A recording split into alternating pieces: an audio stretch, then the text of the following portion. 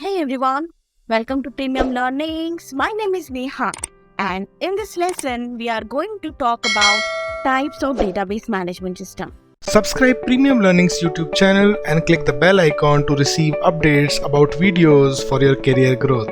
So इसके पहला जो लेक्चर था उसमें हमने पढ़ा था DBMS क्या होता है और हमने सारी चीजें स्क्रैच से पढ़ी थी. आज के टॉपिक में हम पढ़ने वाले हैं types of database management system. So let's begin.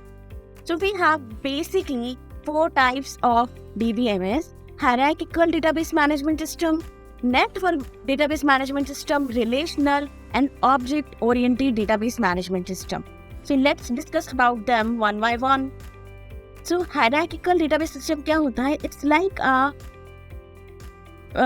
parent child relationship, और वो भी किस वे में? one to many.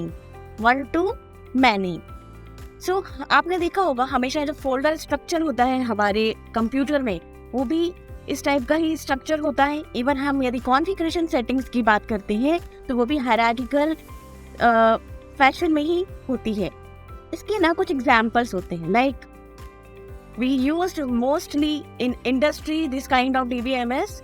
तो IBM का एक IMS है सर्वर. IMS DBMS जो है वो basically hierarchical database management system का एग्जाम्पल है, और जो विंडो रजिस्ट्री है वो भी इसी का एग्जाम्पल है. Now what is network database management system?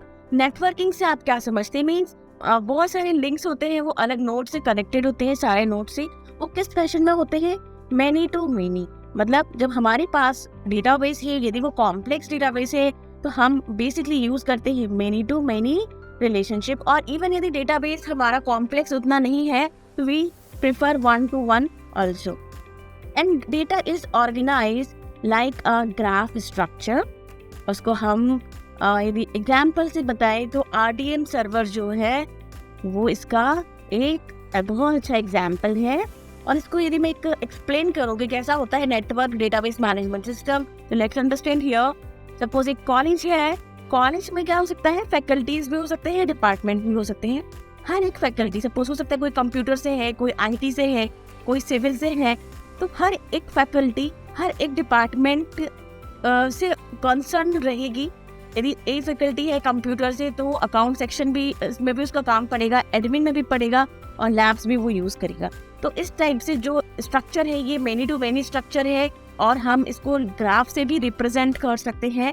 सो ये एक एग्जाम्पल था नेटवर्क डेटाबेस मैनेजमेंट सिस्टम का. Now let's understand what is relational database management system. Basically क्या होता है, जो हमने प्रीवियस सिस्टम्स देखे हैं वो इतने ज़्यादा यूज़ नहीं होते हैं.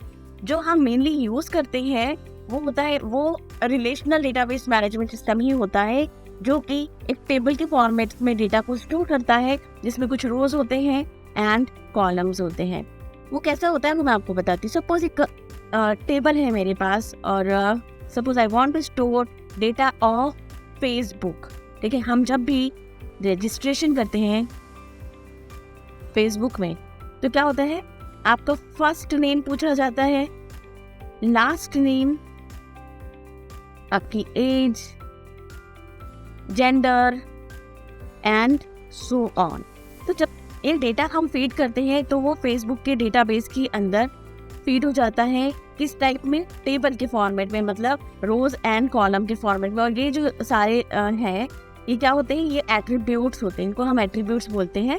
और जब भी डेटा सेव होता है तो एक यूनिक ID जनरेट होती है, जिसको हम प्राइमरी की भी बोलते हैं, और इसके थ्रू हम डेटा को एक्सेस कर सकते हैं. ठीक है. नाउ RDBMS के कुछ एग्जांपल्स देख लेते हैं.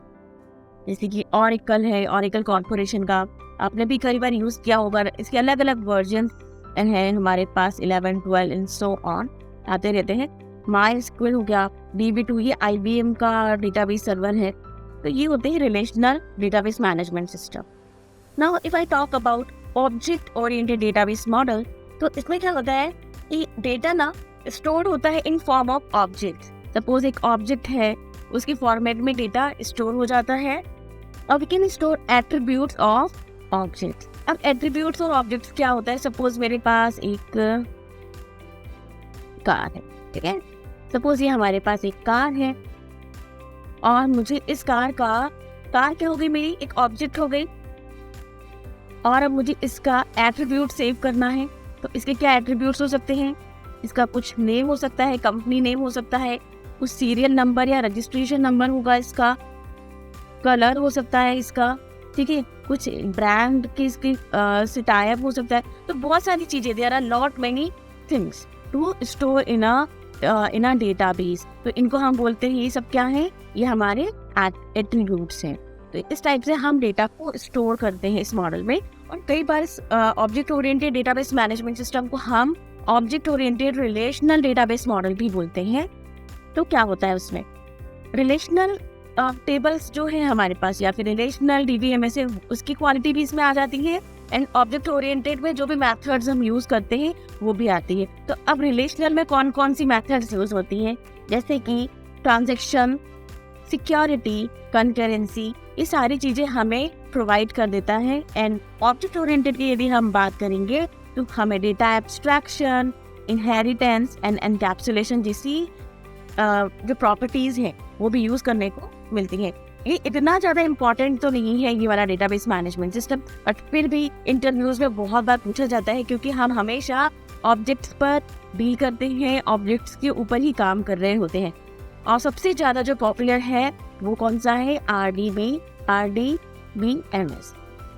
रिलेशनल डेटाबेस मैनेजमेंट सिस्टम, जिस पर हम काम करेंगे। और आगे जो भी हमारे लेक्चर्स होंगे वो हम वहाँ पर RDBMS की ही स्टडी करेंगे। तो हमने आज के लेक्चर में क्या पढ़ा, हमने चारों तरह की जो DBMS है उनके बारे में डिस्कस किया था। Hope you enjoy and like my video. Please, if you do like my video, please like, comment and subscribe. Thank you for watching Premium Learning. See you in next video.